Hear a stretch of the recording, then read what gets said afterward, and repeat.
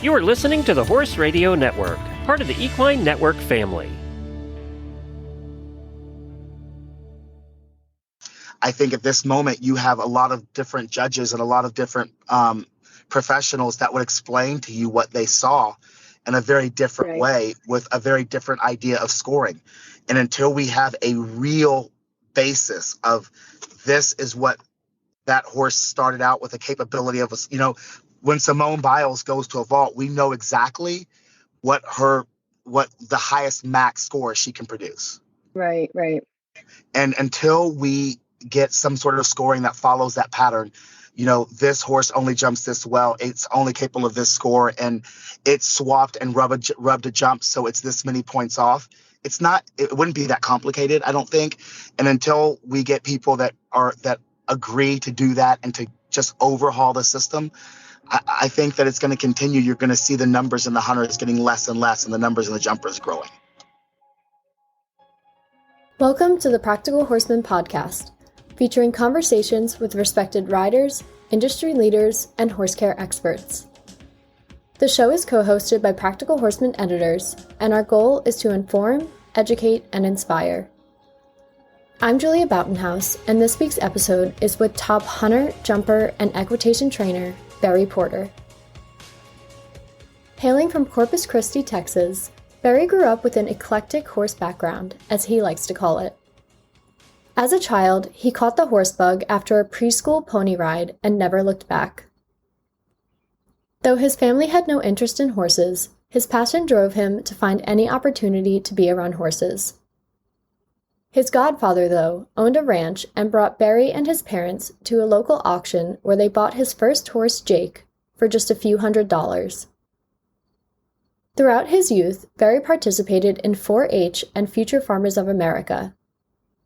And as a junior rider, he was a working student at a combined training dressage farm. Then, in college, he went professional as a Western rider and showed Western pleasure horses. While showing in the quarter horse world, Barry preferred the hunter under saddle classes. And when he moved back home after college, he connected with his current business partner, Sean Brennan, who exposed him further to the competitive hunter-jumper world. In 2008, Barry and Sean built Brookside Pine Farms from scratch in Conroe, Texas, which is a suburb of Houston. Since then, Barry's accomplishments have made him a top trainer in the sport. 2019 was a particularly standout season for him, when Vivian Yowen and Kalu won the World Champion Hunter Rider Adult Amateur Hunter Challenge at the Washington International Horse Show, and Eleanor Rudnicki and CF Cosmic won the Taylor Harris Insurance National Children's Medal Finals at the Capital Challenge Horse Show. And just last week, Sophia Cady won the USEF Junior Jumper National Championship aboard Delane at the Pennsylvania National Horse Show. During our conversation, Barry speaks candidly about the current state of the hunter showing industry, as well as diversity and inclusion in the sport. Also, learn more about how Barry trains his students to be the best riders they can be, including his favorite exercises and his training philosophy. Before we dive into the podcast with Barry, I'd like to thank the sponsor of this week's episode, Purina, and share their message. This podcast is sponsored by Purina Animal Nutrition, with 3 research-backed ration balancers to fill nutritional gaps in your horse's diet. Enrich Plus delivers a concentrated source of protein, vitamins, and minerals without unnecessary calories. Enrich Plus Senior features Active Age prebiotic technology and Outlast supplement for aging easy keepers. Omega Match is rich in omega-3 fatty acids and vitamin E, which is great for horses without access to green grass. Find a ration balancer for your horse at purinamills.com/ration balancers or visit your local feed store. Now enjoy the episode with Barry. This morning I have Barry Porter. Thank you so much for taking the time to speak with me this morning. Of course. So I want to start off with some basic questions about your background. And my first one is, how did you get interested in riding and the sport to begin with?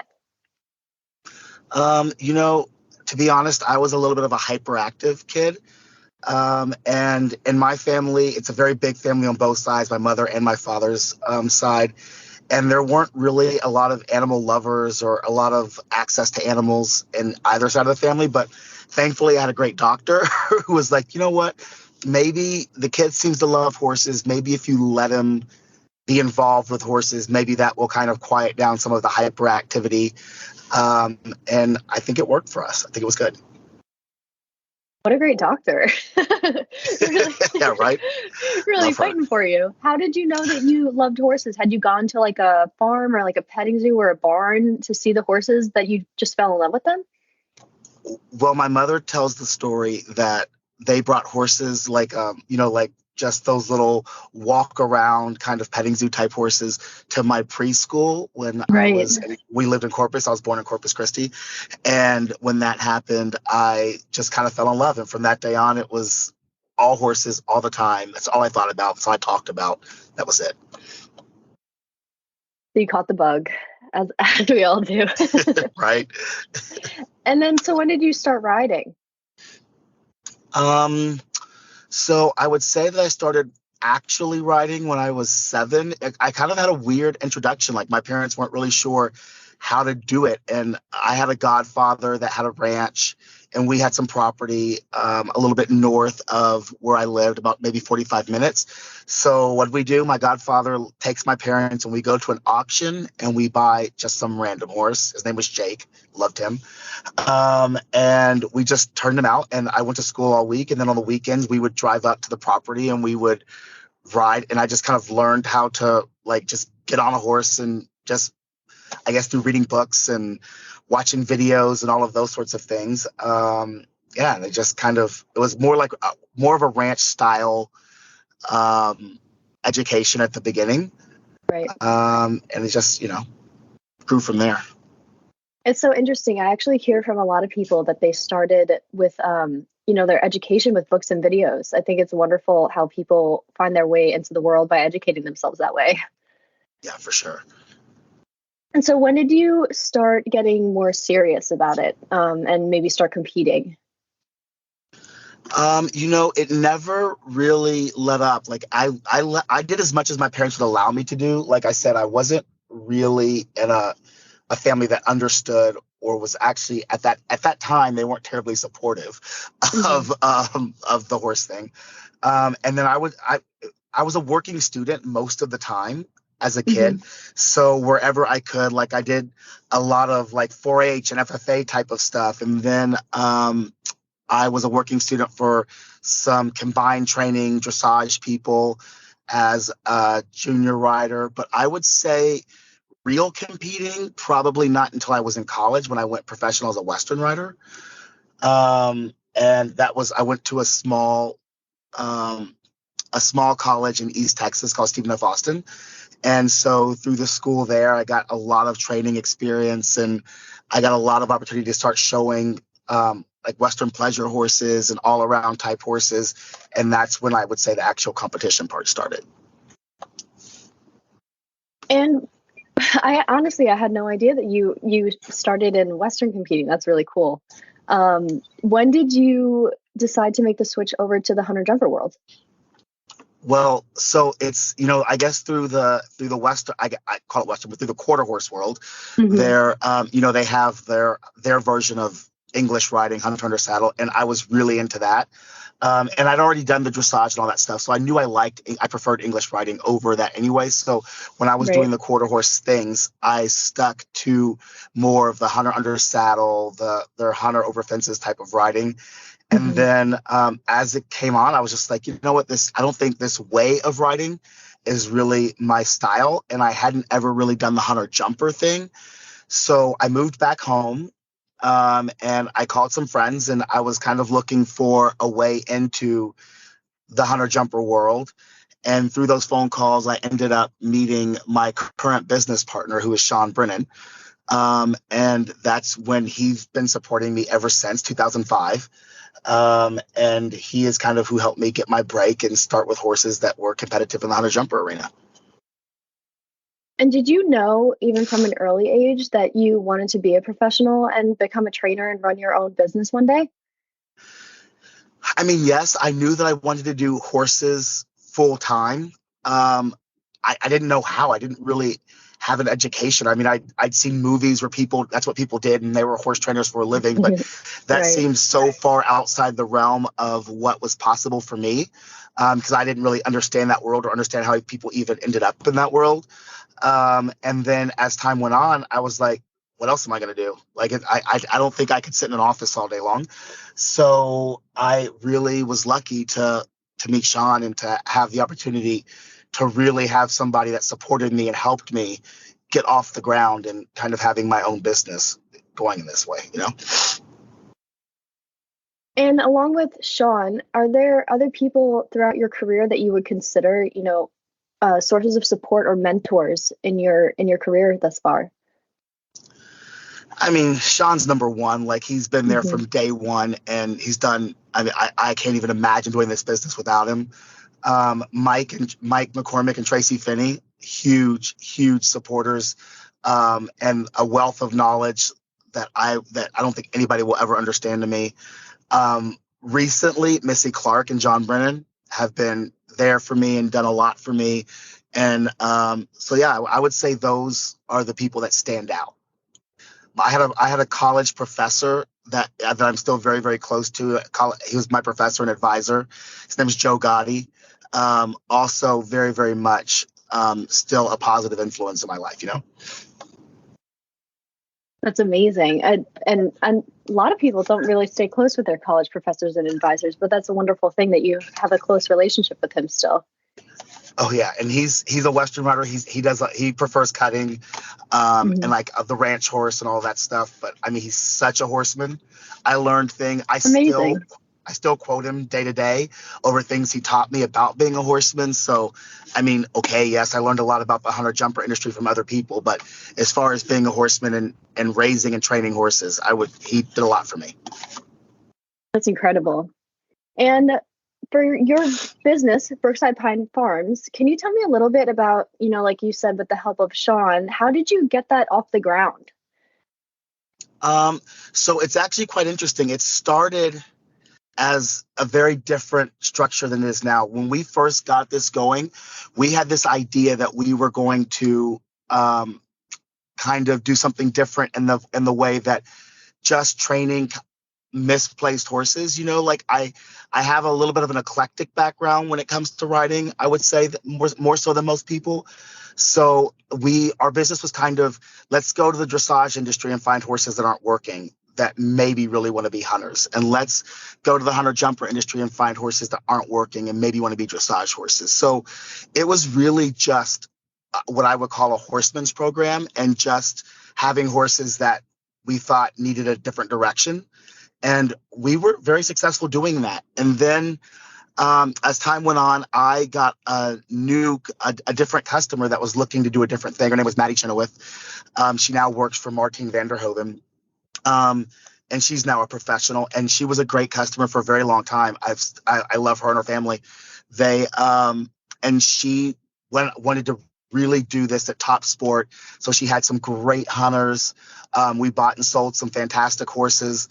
And so that kind of just changed the pattern and the business model we had, obviously, because we were traveling and showing more with them. And then the business kind of went a different direction after that. And you have tons of amazing students. So how did you get kind of on the equitation track where your students just became so successful? I was always a little bit, I shouldn't say anti-equitation, but for me, it was always like not really the model that I wanted to follow the business after. I kind of liked more like the hunters and the jumpers and, more of a sport that was based in what I thought was horsemanship. And then I got to know Don Stewart through Selling a Horse. And he kind of explained to me why equitation is so useful for these kids and how it's an overall program and just riding and track and pace. And I saw how much it really helped the clients and their riding and their understanding. And it made the equitation kids, I think, do such a good job riding hunters and jumpers later on in their career.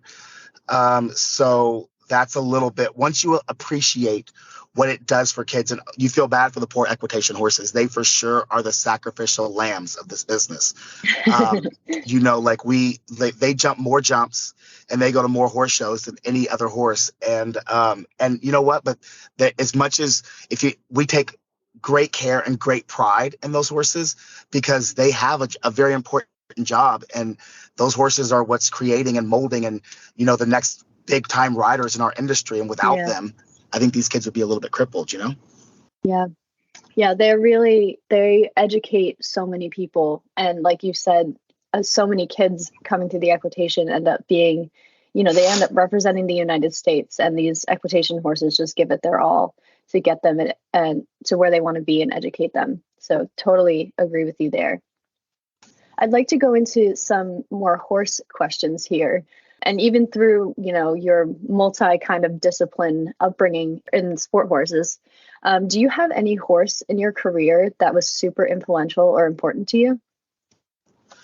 Travis, without a doubt.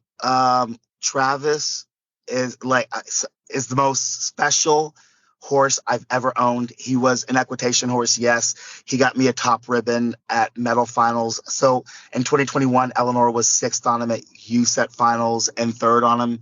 She won the first round of medal finals and then ended up 3rd. But outside of the ribbons, it was by far the best character I've ever met. Horses, humans, I don't care. He had a really, really special character. And I just feel I'm lucky that I got to have him and be with him and be a part of his life. It was a really special horse for me.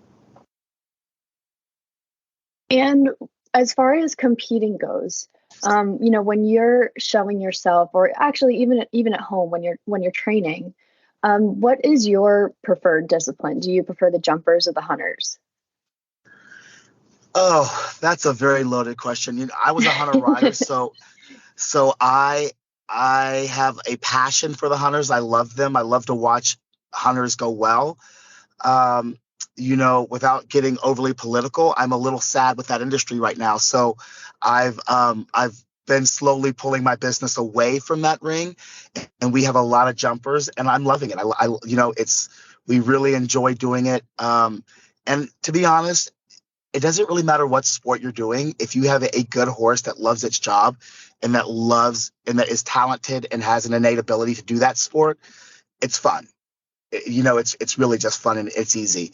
But yeah, I think right now the business is very much focused on jumpers and equitation. And as much as I love the jumpers, I have a fondness for the equitation horses and developing them and bringing them along.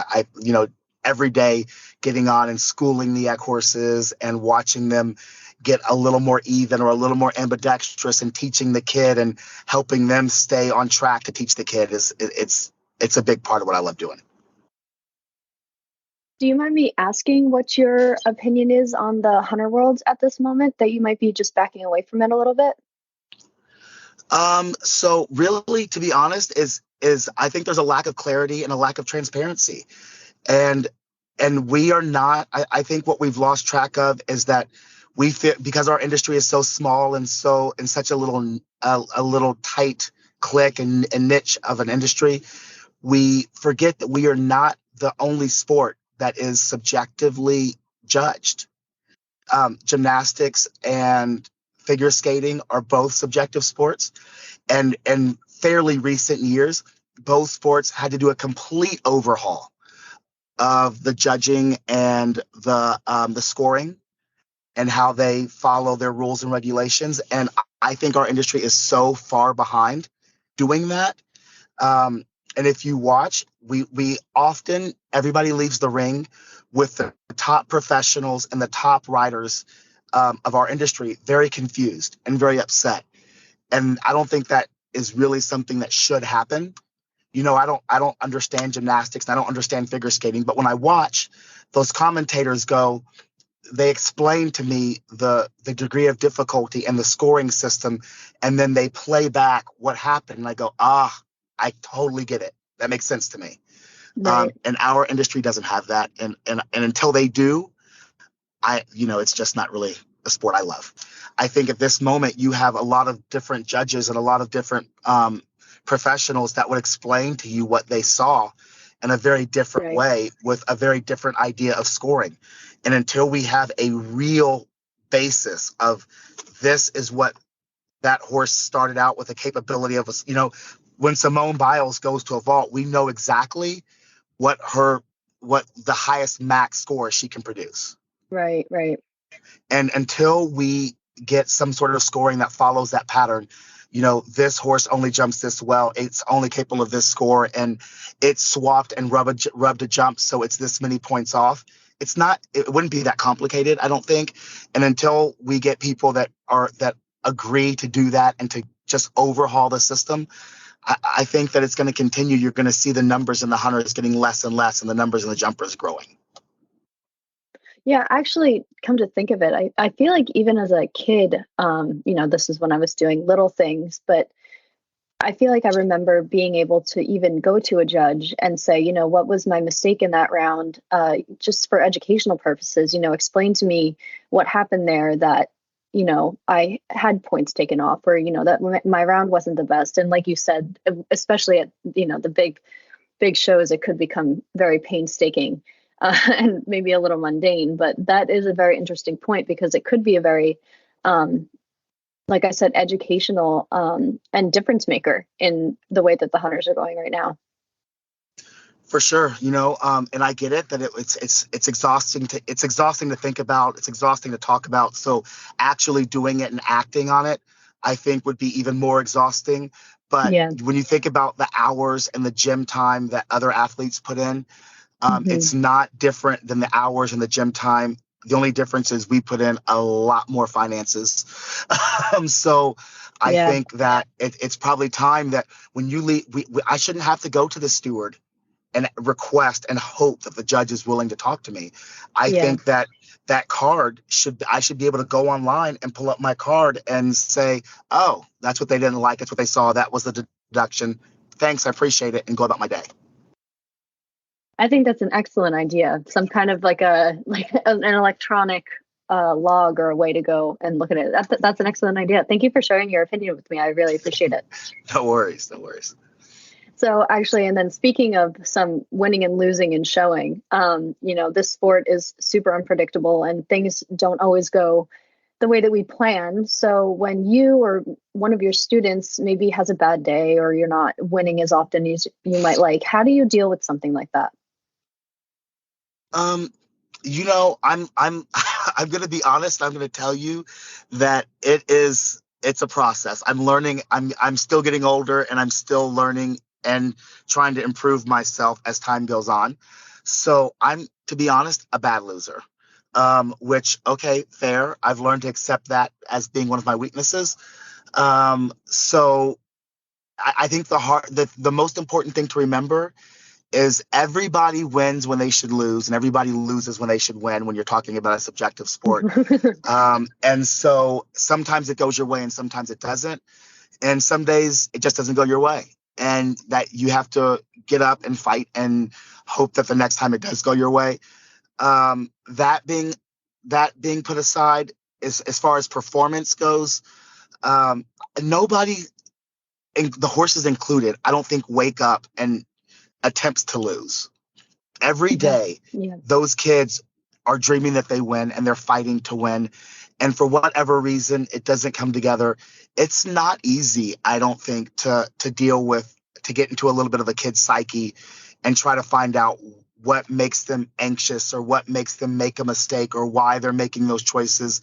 And it's something that people really kind of overlook, is that it's a mental game. There's a lot of mental toughness required in this sport. And I think there's a lot to that. So as far as performance goes, we just try to understand why that mistake happened. Like, what can we do tomorrow or next week or next month to improve upon that mistake so that the mistake doesn't happen? And then, it's an everyday training process. I think it's just growth. And then when things do go your way for either yourself or your students in the ring, can you talk about some of your most favorable or successful wins in your career or in your students' career with you as a trainer? You know, Kalu stands out as being a big deal for me. That was one of the horses that I think I was really successful with that maybe a lot of people would not have been as successful with. So him being reserve grand at Devon and grand at Junior Hunter Finals, like he had a huge career. So that horse stands out for me as having a lot of success. 2021, will I say that 2019 maybe? Eleanor winning when Eleanor Rudnicki won the Taylor Harris and the NHS, the smaller finals. Mm-hmm. That was very fun because that was a goal we set out to do. You know, we said that out loud. You know, our goal is to win those 3-3 finals next year in 2018, and we trained for it. We built up to it, and that was a time when something that you put out there that's kind of a big deal and not easy to do came to fruition, and that was a lot of fun. And then recently, Sophia Katie winning Prix Estates in the Junior Jumper Championship at Harrisburg. That was a lot of fun. That was cool. And what about when your students are showing, or even when you yourself, when you're competing, do you ever get nervous, and how do you handle those nerves? Ooh, I was a basket case when I showed. I don't compete anymore for a reason. Anxiety was like completely a factor in my horse showing career, and I didn't. You know, for me, it made horse showing unpleasant. You know, I ran track as a kid. I had the same anxiety. I showed horses. It wasn't horses. It wasn't judging, because when I ran track, it was the same sort of anxiety feeling just to sport in general. So probably, you know, big sport, just not for me. Some people I think I realize that I prefer coaching. I prefer teaching over big sport because of the anxiety. But I think that gives me a great outlook when some of the kids have that anxiety. You know, I think a lot of times I have a couple of kids that are like, I'm not nervous. I'm like, okay. Really? You know, like, oh yeah. Wow. It's, and I'm like, you know what? If you aren't nervous and you don't have a little anxiety, then you clearly don't want it bad enough. So I don't think anxiety is a bad thing. And I wish I had somebody that kind of coached me through it a little bit differently, because I think maybe it would have ended up, as a young kid, I think maybe it would have been different for me. But it's for sure something you have to learn to cope with and have to learn to function with. Do you have any kind of a routine or superstitions with your kids before a big competition? I am not a big superstitious guy. If I were to say anything, is that when it comes down to it, I like my kids to be able to be rested. So I want the kids to know that that everything's been handled, that they're prepared, that they're rehearsed, and that the morning of the competition or the day of the competition, I don't want them scrambling around trying to do last minute details. You know, everything should be done. Everything should be thought about. Let us handle the last minute details. Let us get the horses ready into the ring, and you just worry about performance.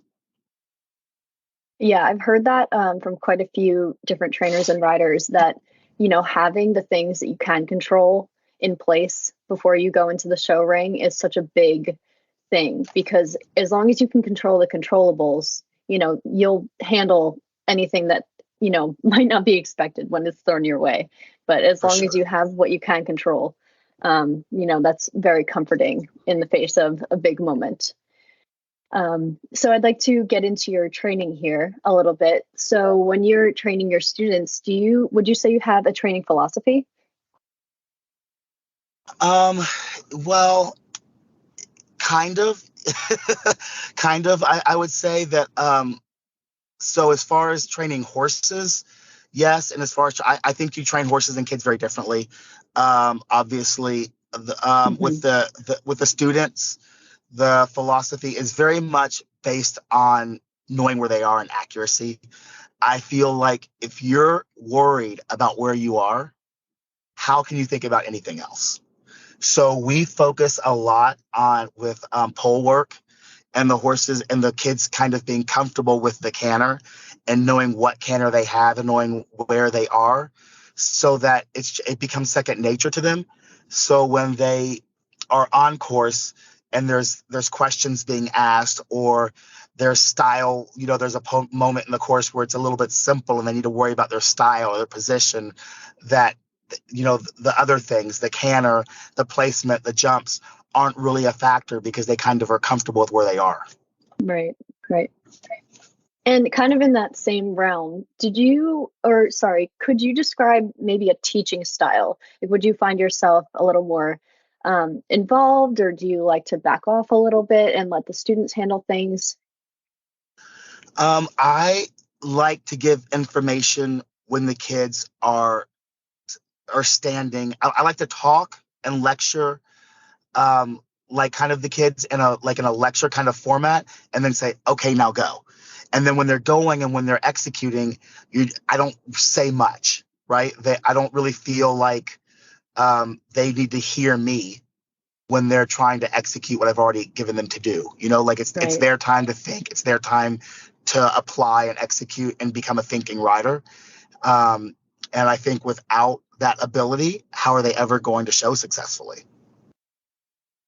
Right. It's great. You need to, give them the opportunity to make those decisions on their own. They've given them the tools, and now they need to go into the ring and put those tools to the test on their own. Wonderful. Correct. It's all about application. Mm-hmm. And another question about when you're teaching your students, do you ever find that there's one thing that maybe some more students than not need to work on? I don't know that there's one thing.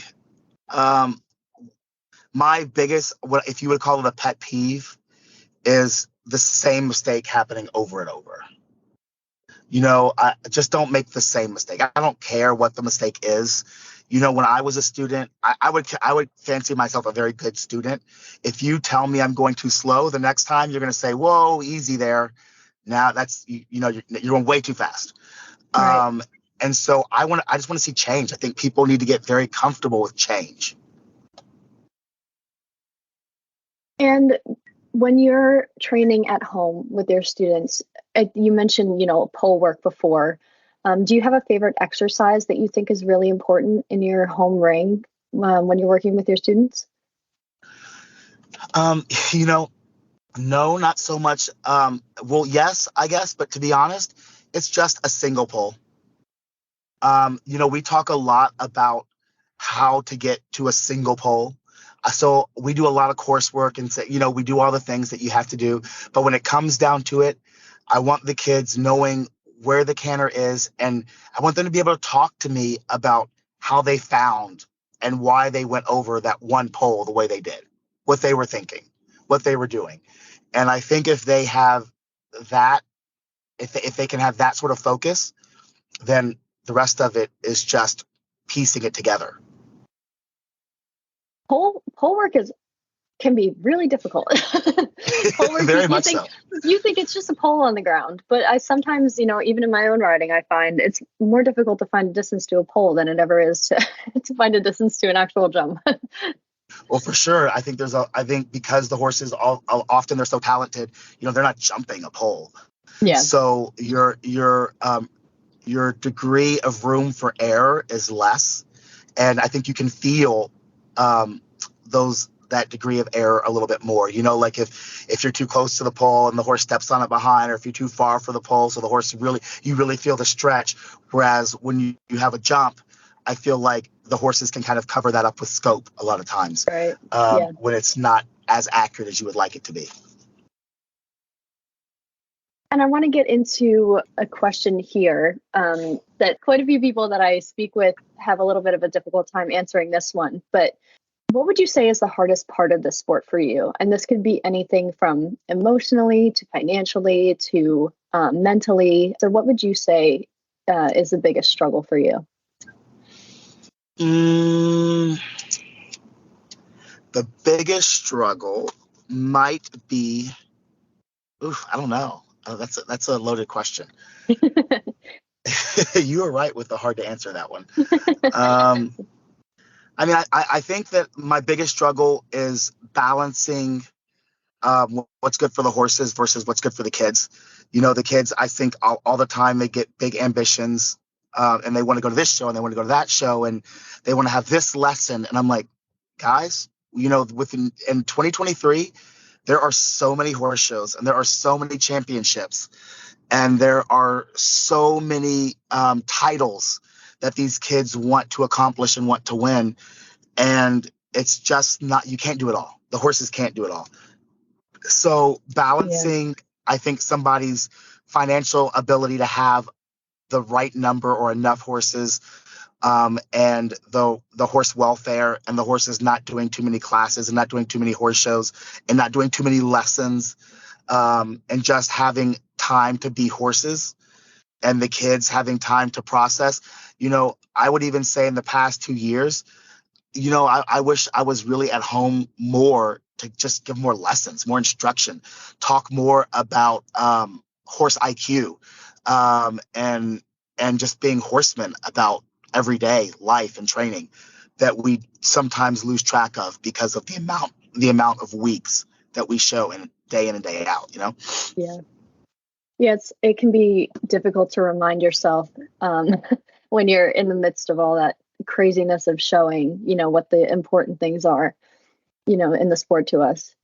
And I'd like to get into some diversity and inclusion questions here, if you don't mind. I think back in 2020, if I remember correctly, you were a wonderful voice for Practical Horseman. We did an article about diversity in the sport. So just a couple questions here. In your career as a horseman, do you find that being a person of color has affected your business as a professional? And do you think that has changed over time?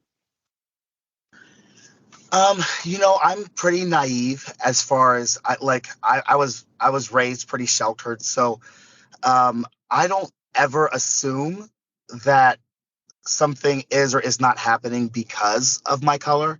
So I think that's a lot to carry around and to think about every day. So to be honest, I'm probably less than aware if it were the case.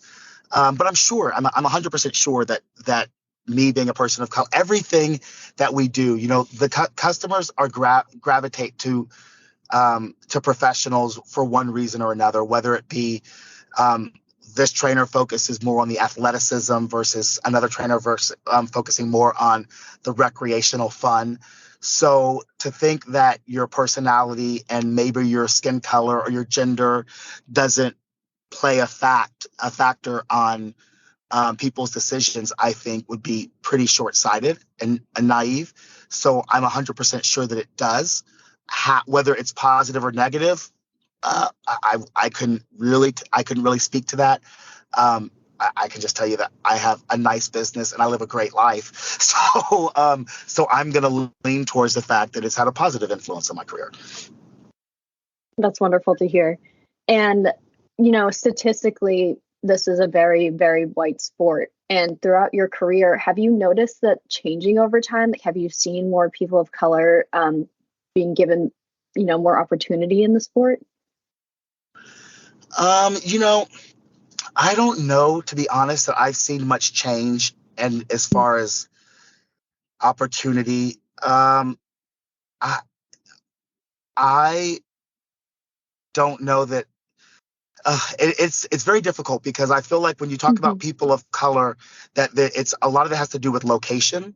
When you talk about opportunity, and a lot of it is cultural background. Like, I don't think that my limited exposure to opportunities as a junior rider had as much to do with my color as it was the fact that my parents were such cultural shock to this business that that they were just like, I don't even know where to go or start or to even be supportive. Could you make it a living? Could you provide for yourself doing something like this? And and they would have, of course, said no.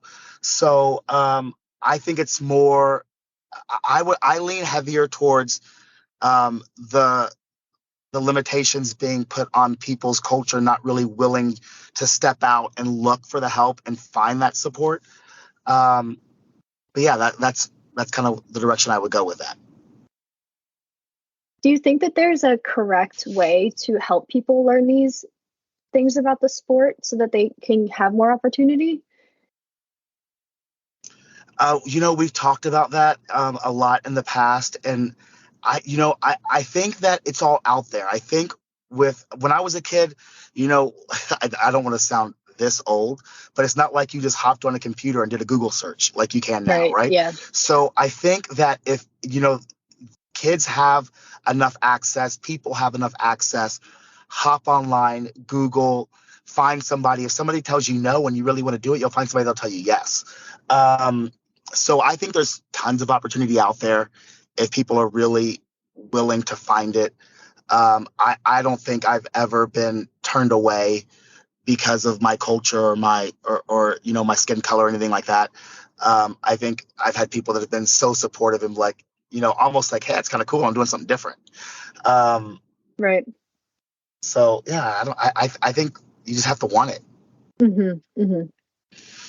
Do you have any words of wisdom for, think about when you were a boy and you were just getting into this sport, for any people who are, up and coming riders of color or not, any words of wisdom that you could give them? So if I'm speaking generally to just everybody, then my words of wisdom are: don't forget why you do it. Mm-hmm. And I assume that everybody starts doing this because they love horses. And I think a lot of people lose track of that in this business, and it's sad to see. When it's people of color, I would say the biggest advice I can give you is don't look for problems. Don't, when I say don't look for problems, that's maybe the wrong way to say that. More like, no worries. I think that, like I told you, we talked about on it earlier, is I was so naive to all of those things. Don't overthink it. If somebody doesn't want to support you, and you think it's because of your skin color or your cultural background, then just think it's one person. It's not an industry of people.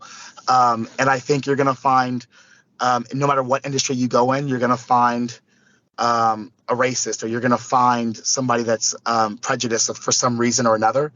And I think you just have to look and assume that that's one individual in a very large industry, and you just keep trucking. Right. You can't dwell on people who are negative towards you. And I find, that can be in anyone's case, so I feel like there's, if someone's trying to bat you down, like you said, it's such a big pool of people. You kind of just have to move past those people who don't have your best interests in heart. And there are plenty of people that will be in your corner. Totally. And, I will tell you, the interesting thing about me in this business is I will tell you that what little racism I've experienced or prejudice I've experienced has come from immigrants in our industry.